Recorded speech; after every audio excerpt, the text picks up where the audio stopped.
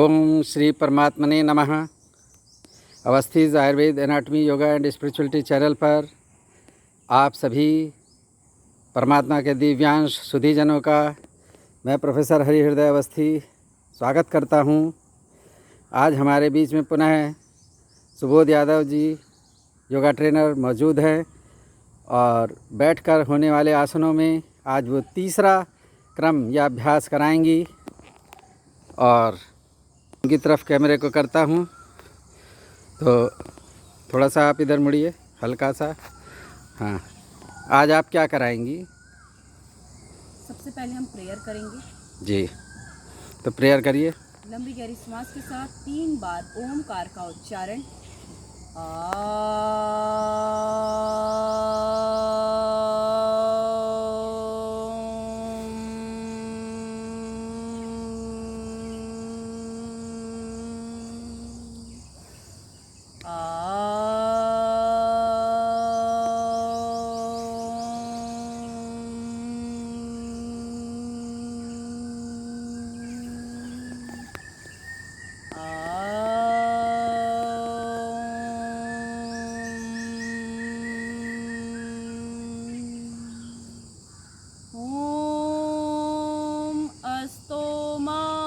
सद्गमय तमसोमा ज्योतिर्गमय मृत्योमामृतं गमय। ओम शांति शांति शांति। हरि ओम। तो सुबोध यादव जी, हम लोग प्रोटोकॉल के अनुसार स्वस्थ व्यक्तियों के लिए आसन करवा रहे हैं जिन्हें, क्योंकि ये जो है महीना जो है योग का जो अंतर्राष्ट्रीय दिवस है 21 जून को, उसके उपलक्ष्य में चल रहा है। सभी योग से संबंधित संस्थाएं प्रचार प्रसार कर रही हैं। भारतवर्ष के प्रधानमंत्री नरेंद्र मोदी जी के आह्वान पर कि सभी स्वस्थ हों और निःशुल्क स्वस्थ हो, तो निःशुल्क आप प्रशिक्षण दे रही हैं। आपको कोई पारिश्रमिक नहीं दिया जा रहा, ना आप चैनल से कुछ ले रही हैं। तो जो प्रोटोकॉल है उसके अनुसार जो है बैठ करके किए जाने वाला आज आप तीसरा आसन करने जा रही हैं। वो आसन कौन सा है? इससे पहले आपने क्या किया? पहले इस प्रश्न का उत्तर दें। आज हम अर्ध उष्ट्रासन का अभ्यास करेंगे। इससे पहले हम लोगों ने भद्रासन, वज्रासन का अभ्यास किए हैं। आप चैनल पर जाकर उसको देख सकते हैं। तो ये बताइए, अब आप सावधान में आ जाइए, आप रिलैक्स हो सकती हैं कि ये जो अर्ध उष्ट्रासन है, तो उष्ट का मतलब ऊँट होता है, तो वो आधा ऊँट जिसका कुबड़ जैसे निकला हो, तो आधा कुबड़ निकला हो, तो कुबड़ निकले हुए स्थिति ही शरीर की हो जाती है, इसलिए इसे उष्ट्रासन कहा गया। तो इस उष्ट्रासन को किस किस को नहीं करना है, क्योंकि हमारी ये परंपरा है। पहले हम ये बताते हैं कि किस किस को नहीं करना है। जिन्हें घुटने की समस्या है, आर्थराइटिस है, गंभीर कमर दर्द है, हल्का नहीं गंभीर कमर दर्द है, सियाटिका से भी ऊपर का अगर पेन है, डिस्क बल्जिंग है, उनके लिए, अल्सर है या फिर हार्निया है, या फिर गर्भवती महिलाएं इस आसन को अवॉइड करेंगी, इस आसन से बचेंगी, नहीं करना है, इसको नहीं करना है। और जो है किन किन को करना है? जिनकी कुबड़ निकली हुई हो, बैड पोस्चर हो, जिनके पेट संबंधित किसी भी प्रकार का कोई भी समस्या हो। और सुना है कि कॉन्स्टिपेशन के लिए रामबाण है। हाँ, उसी में इनको माना जाता है, जैसे वज्रासन को उसी श्रेणी का इसे भी माना जाता है। इसमें आपका क्या मत है? कॉन्स्टिपेशन, एसिडिटी के लिए बहुत ही बेहतरीन आसन है। तो पेट से संबंधित रोग, और इससे गर्दन की और चेस्ट की, एब्डामेन की, लेग की सभी मसल्स को मजबूती मिलती है, लंग्स को मजबूती मिलती है, वाइटल कैपेसिटी बढ़ती है, और जो पेट की चर्बी है वो भी कम होती है। क्योंकि ये जो आसन है इसमें एंटीरियर एब्डामिनल वॉल की जो मसल्स हैं, खास करके रेक्टस एब्डामिनस और जो है एक्सटर्नल ऑब्लिक, इंटरनल ऑब्लिक और ट्रांसवर्स एब्डामिनस, इनके ऊपर जो खिंचाव आता है, और पोस्टीरियर साइड में जो मसल्स है उनके ऊपर भी खिंचाव आता है। वो थोड़ी रिलैक्स होती है। जब से हमसे पुनः अपनी स्थिति में आते हैं तो उनके ऊपर आता है खिंचाव, तो जिससे कि जो है फैट, बेली फैट के लिए भी ये उत्तम है। तो अब आप जो है पहले सामान्य विधि बता दें करने से पहले। इससे पहले एक चीज़ और, ये थायराइड और अस्थमा या श्वास रोगियों के लिए भी बहुत ही बेहतरीन आसन है। तो ये आपने बिल्कुल सही बताया, क्योंकि जब वो लंग्स मजबूत होंगे, तो लंग्स जब मजबूत होते हैं तो उसमें ऑक्सीजन का और कार्बन डाइऑक्साइड का एक्सचेंज प्रॉपर होता है। और सांस के रोगियों में जैसे अस्थमा कहते हैं और उर्दू में दमा कहते हैं, तो तीनों स्थिति में ऑक्सीजन और कार्बन डाइऑक्साइड के एक्सचेंज के ऊपर बात है, तो बल मिलता है, तो उसमें भी लाभ मिलता है। और जो थायराइड आपने बताया, क्योंकि नेक में इसमें जो है स्ट्रेचिंग होती है, जिससे कि थायराइड मसल नहीं, एंडोक्राइन ग्लैंड है ये, तो थायराइड जो एंडोक्राइन ग्लैंड है उसके ऊपर भी जो है मसाज टाइप की होती है, और उसके जो हार्मोन्स हैं वो रेगुलेट होते हैं। तो थायराइड से रिलेटेड जो डिसऑर्डर्स हैं उसमें भी इनका करने का अभ्यास है, और रिसर्च चल रही हैं और परिणाम आ रहे हैं। तो अब आप विधि पर आएँ। मैं करते हुए धीरे धीरे विधि को बताते चलूँगी। पहले हम धीरे धीरे अपने हाथों को कंधे के बराबर में कर लें, फिर धीरे से अपने हाथों को पलट दें। धीरे धीरे अपने हाथ को ऊपर की ओर कान से सटाते हुए एकदम सीधा कर लें। फिर धीरे धीरे हम अपने हाथ को नीचे चेस्ट के सामने बराबर ले आ लें। धीरे से अपने एक घुटने को मोड़ेंगे, बहुत ही धीरे से। फिर धीरे से हम अपने दूसरे घुटने को मोड़ेंगे, बहुत धीरे से। तो सारा वेट नी जॉइंट पे आ गया है। देन धीरे धीरे हम अपने एक हाथ को अपने कमर पे ले आएंगे। तो हिप बोन है, उसका इलियक जो क्रस्ट है, इलियक बोन जो ऊपर होती है, उसका 3 बोन होती है उसमें, उसके ऊपर इन्होंने हाथ रखा। दूसरा हाथ भी इलियक क्रस्ट पर रखा। अंगूठे आपके स्पाइन पे, बाकी रेस्ट 4 फिंगर्स आपकी कमर को होल्ड करेंगी। 1 मिनट इसी में रुकिए। जो इन्होंने जो अंगूठे की बात की, तो मेरुदंड है इस, तो उसको वर्टिबल कॉलम है, देखिए उसको जो है टच किया है। दोनों अंगूठे जो है पास पास होंगे, जितनी थोड़ा सा ही डिस्टेंस है, देखिए इसमें जो है दिख रहा है। तो ये जो है मेरुदंड के पास इन्होंने अंगूठों को रखा। तो इस तरीके से ये पोजीशन है, और लेग को देखिए कि इस तरीके से हैं। तो ये इन्होंने अभी जो है फाइनल स्टेज नहीं है, ये हाफ स्टेज में हैं। नी जॉइंट के सारे ये जो है बैठी हुई हैं। अब ये आगे का स्टेप बताएंगी कैसे करेंगे। पैरों के बीच में एक सामान्य दूरी रखेंगे, बहुत ज़्यादा नहीं, बहुत कम नहीं, जिससे बैलेंस बना रहे, जितने से बैलेंस बना रहे उतना रखेंगे। चलिए। देन धीरे धीरे श्वास को भरते हुए पीछे की सांस भरते हुए पीछे की तरफ, और धीरे धीरे गर्दन को जो है इन्होंने पीछे की तरफ ले गई हैं, सिर को और गर्दन को। और देखिए 90 डिग्री का एंगल बन रहा है चेस्ट से, और पीछे की तरफ जितना जा सके। बहुत ज़्यादा जोर नहीं लगाएंगे प्रारंभ में। कमर से भी देखिए पीछे की तरफ झुकी हैं, और चेस्ट पे कहाँ कहाँ से झुकाव है इसका अध्ययन करें। नी जॉइंट पर है, एंकल पर पहले है, तभी पंजे उधर है, फिर नी जॉइंट पर है, फिर जो है कटी प्रदेश यानी कि लंबर रीजन यानी कि एब्डामेन जो बैक है उसकी मेरुदंड, चेस्ट पर, फिर नेक पर, और गर्दन पीछे की तरफ, और जो है चिन स्काई की तरफ, और नोज़ स्काई की तरफ, और आँखें किधर देखेंगी, सामने देखेंगे, और श्वास सामान्य रखेंगे। श्वास इस फाइनल स्टेज में श्वास सामान्य कर देंगे। तो ये पोजीशन हुई। तो इस पोजीशन को मैं चारों तरफ से आपको दिखा रहा हूँ, इसको देखें। अब जो है आप फिर से आसन करेंगे, मैं पीछे से उसकी रिकॉर्डिंग करूँगा। हाँ चलिए, खड़े होकर फिर से करें स्टार्टिंग से। ये अभी बैक नॉर्मल पोजीशन पे जा रही हैं, उसका तरीका सिखा रही हैं।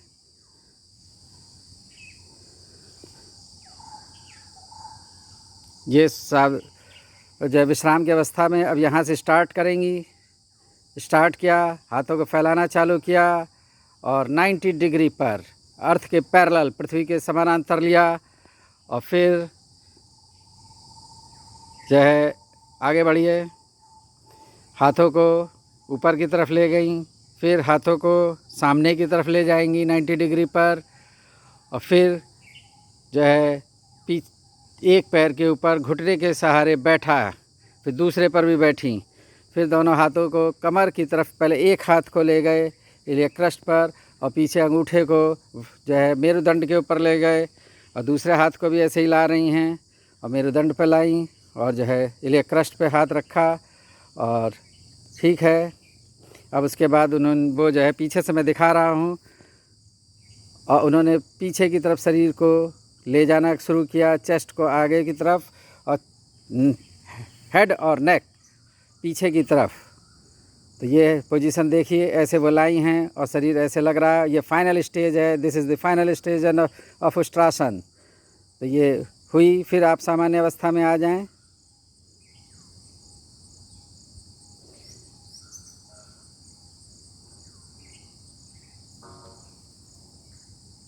अब ये रिटर्न हो रही हैं फाइनल स्टेज से।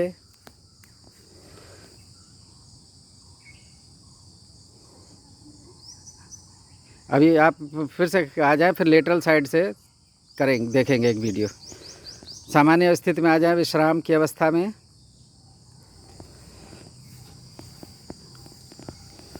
अब जो है एक बार आपसे और रिक्वेस्ट है कि फिर से जो है करें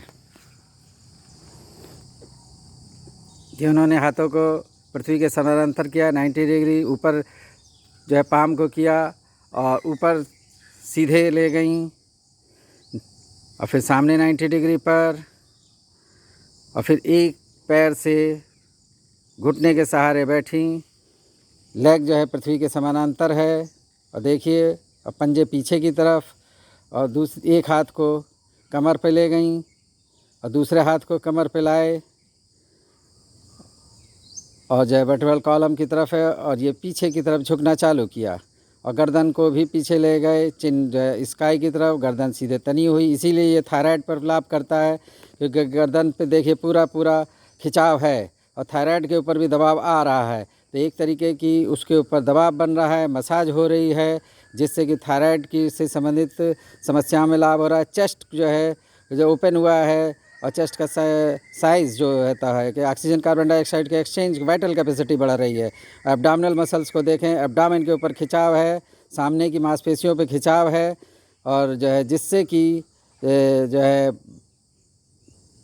बेली फैट कम होता है, और लेग पे थाई पे खिंचाव है, और उसमें थाई की मसल्स भी मजबूत होती हैं, सारे शरीर की मजबूत होती हैं, खास करके थाई की, एब्डामिन की, चेस्ट की और नेक की। अब आप पुनः अपनी स्थिति में आ जाएं।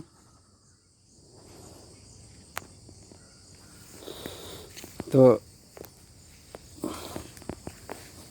इसमें विश्राम की अवस्था, धीरे से आप अपने घुटनों पे बैठ जाएं और अपने पंजों पे बैठ जाएं। दोनों हाथ को सीधा करें और श्वास को छोड़ते हुए सामने की ओर झुक जाएं। ये बहुत ही आवश्यक है।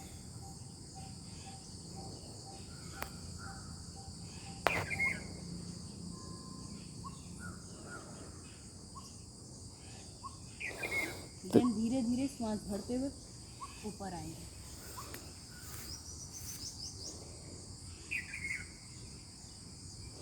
तो अब आप श्वास की गति के बारे में इसमें बताएं कि श्वास का नियमन किस तरीके से प्रारंभ से अंत तक क्रम रखते हैं।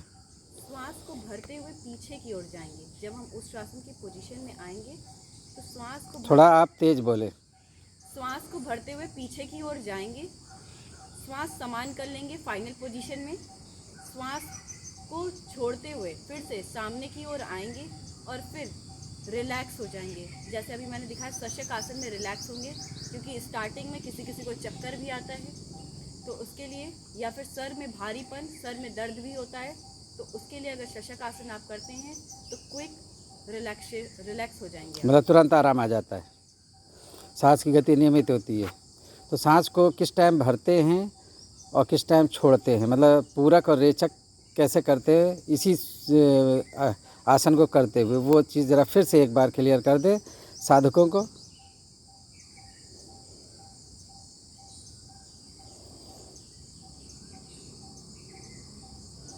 ये तो सामान्य श्वास चल रही थी। अब श्वास भरते हुए पीछे जाएंगे। अब इन्होंने सांस भरी, इंस्पायर की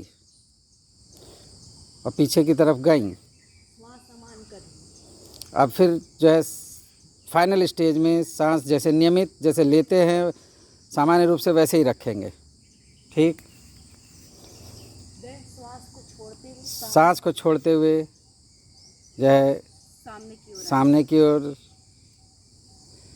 धीरे से रिलैक्स हो जाएंगे। इसमें श्वास नियमित है इस स्थिति में। और फिर शशांक आसन में आपने बताया सांस भरिए, श्वास को छोड़ते हुए सामने की ओर आ जाइए। इस श्वास को छोड़ते हुए शशांक आसन में आ गई। इससे जो है इस आसन के बाद उष्ट्रासन के बाद शशांक आसन लगाना चाहिए, ये आप बताना चाह रही हैं, जिससे अधिक लाभ मिलता है, सांस नियमित होती है और जो है कोई भी कॉम्प्लिकेशन होने की संभावना नहीं होती। बहुत ही इम्पॉर्टेंट पॉइंट हमारी एक्सपर्ट ने क्लियर किया है। सांस भरते हुए ऊपर की ओर उठिए। ये मानना पड़ेगा कि आप रियली एक्सपर्ट है।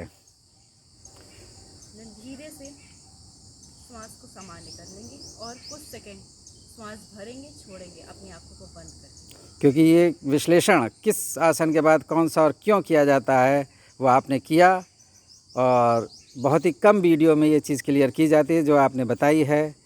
और सुबोध यादव जी, आपका प्रदर्शन तो बहुत अच्छा है और आप के जो मूवमेंट्स हैं, स्टेप्स हैं, वो क्लियर हैं और परफेक्ट हैं। अब इस बीच में ये बताइए कि सावधानियां क्या क्या रखेंगे, क्योंकि हम हर स्टेप के ऊपर सावधानी भी बताते हैं। आपकी दृष्टि में किस स्टेप पर क्या सावधानी होनी चाहिए, फर्स्ट स्टेज से ही बताएंगी। सबसे पहले जब हम लोग बैठते हैं, खड़े होकर जब हम लोग बैठने का जो पोस्चर, तेज बोलिए।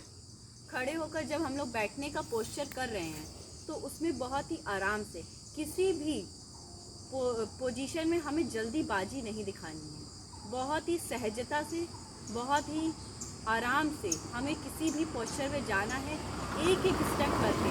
जहाँ भी हम जल्दी दिखाएंगे वहाँ हमारे मतलब प्रभाव की बजाय दुष्प्रभाव पड़ने लगेगा। तो पहले हमें बहुत ही आराम से किसी भी स्टेप में जाना है और धीरे धीरे ही हम बेंड करेंगे। जब हम बेंड भी कर रहे हैं तो बहुत धीरे और जितना यथाशक्ति जितना बेंड कर सकते हैं। किसी को देखकर प्रभावित होकर नहीं बेंड करना है कि कमर में दर्द बढ़े या कुछ भी। जितना आप अपने यथाशक्ति से बेंड हो सकते हैं उतना करेंगे। जितने सेकेंड आप उसमें उस पोजीशन में रुक सकते हैं अपने अकॉर्डिंग उतना ही रुकेंगे और फिर वापस भी आएंगे और ज़रूर से शशक आसन का अभ्यास ज़रूर से करेंगे। इसे कॉम्प्लीमेंट्री आसन कहते हैं कि इस आसन के बाद इस आसन को करना, सहायक या पूरक, कॉम्प्लीमेंट्री पूरक। हाँ, क्योंकि अगर आप बेंड किए पीछे, कमर को मोड़े हैं पीछे, तो आगे भी झुकाना उतना ही ज़रूरी है। क्योंकि जो पहले मसल्स एक्टिव हुई थी एनाटॉमी की दृष्टि से, तो एक ग्रुप हमारा एक्टिव होता है और एक जो है रिलैक्स होता है, वो इनएक्टिव होता है।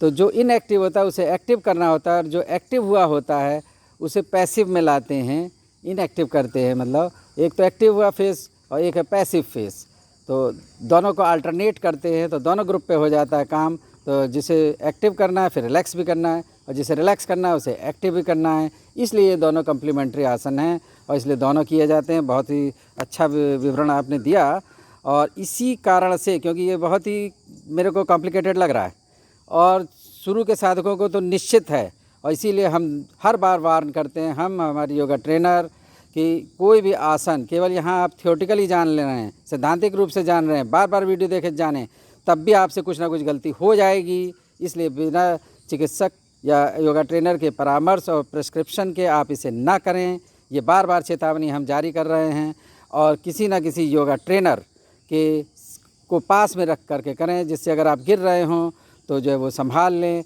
गर्दन में झटका लग सकता है और वो उस गंभीर रोग पैदा कर सकता है। तो ये सब आसन बिना एक्सपर्ट के साथ में, अगर आपके पास योगा ट्रेनर नहीं हैं तो सुबोध यादव जी आपको ट्रेनिंग देंगी। इनसे आप कांटेक्ट करें, डायरेक्ट कांटेक्ट भी कर सकते हैं और ये आपको अभ्यास कराएंगी और आप एक सफल जो है अभ्यासक बनेंगे। और जो बच्चे ट्रेनिंग लेना चाह रहे हैं वो कंपटीशन में, क्योंकि इनको नेशनल अवार्ड मिले हैं, तो वो भी कुछ अवार्ड उनका लग सकेगा। और कोई विशेष बात आप जोड़ना चाहेंगे सुबोध यादव जी? किसी भी आसन में श्वास की गति बहुत ही महत्वपूर्ण है। और दूसरी बात कि आप जब भी किसी भी आसन को करें उसके बाद रिलैक्स ज़रूर हों। ये नहीं कि उसके बाद तुरंत ही दूसरा आसन या दूसरा एक्सरसाइज या कुछ भी दूसरा करने लग जाएं। पहले कुछ सेकंड का रिलैक्सेशन बहुत ज़रूरी है। और तीसरा पॉइंट जो सर ने पहले ही बता दिया है कि किसी भी चिकित्सक, किसी भी योगा ट्रेनर के बिना प्रिस्क्रिप्शन, बिना ही उपस्थिति के ना ही करें। एक चीज़ और इम्पॉर्टेंट रह गई, ये भी बताना होता है कि इसको कितने सेकंड से कितने मिनट तक कर सकते हैं सामान्य व्यक्ति इसको फाइनल स्टेज में। पहले 5 सेकंड करें, 5 सेकंड से 1 मिनट तक इसका अभ्यास करें। तो शुरू में उससे ज़्यादा ना करें, और जब बहुत अभ्यास हो चुके और कंपटीशन के लिए करना है तो वो लोग थोड़ा बढ़ा सकते हैं। उनके जो कोच हैं, तो कोच के रूप में भी सुबोध यादव जी हैं, तो जो अगर बच्चों को ट्रेनिंग देना चाह रहे हैं तो एज ए कोच भी सहायता ले सकते हैं। तो कोच जितना टाइम धीरे धीरे बढ़ाता है वो उतना ही बच्चे लेंगे। तो मैं समझता हूँ कि आज का ये जो है अंक, उसमें मैं अब ये बताना चाहूँगा कि प्लीज़ अगर आपको ये ज्ञानवर्धक लगा तो चैनल को सब्सक्राइब करें, मित्रों में, फ्रेंड्स में, सर्किल, और जो सर्किल है आपका तो व्हाट्सएप और जो है टेलीग्राम और फेसबुक पर शेयर करें, और मित्रों से कहें कि वो भी जो है सब्सक्राइब करें। और कुछ कहना चाहेंगे आप? इसी के साथ आज सर ने बहुत ही महत्वपूर्ण जानकारियाँ दे दी हैं और प्रेयर करेंगे हम लोग।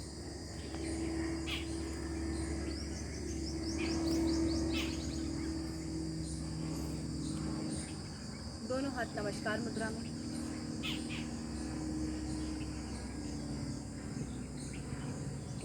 ओम सर्वे भवन्तु सुखिनः, सर्वे सन्तु निरामया, सर्वे भद्राणि पश्यन्तु, मा कश्चित् दुःखभाग् भवेत्। ओम शान्तिः शान्तिः शान्तिः। हरि ओम। ओम श्री परमात्मने नमः। जो भी दर्शक इसको देख रहे हैं वो स्वस्थ रहें, आनंदित रहें, प्रसन्न रहें। ईश्वर से यही मेरी प्रार्थना है। ईश्वर सबको स्वस्थ रखे, प्रसन्न रखे और उनकी मनोकामनाएं पूर्ण हों। Thank you all.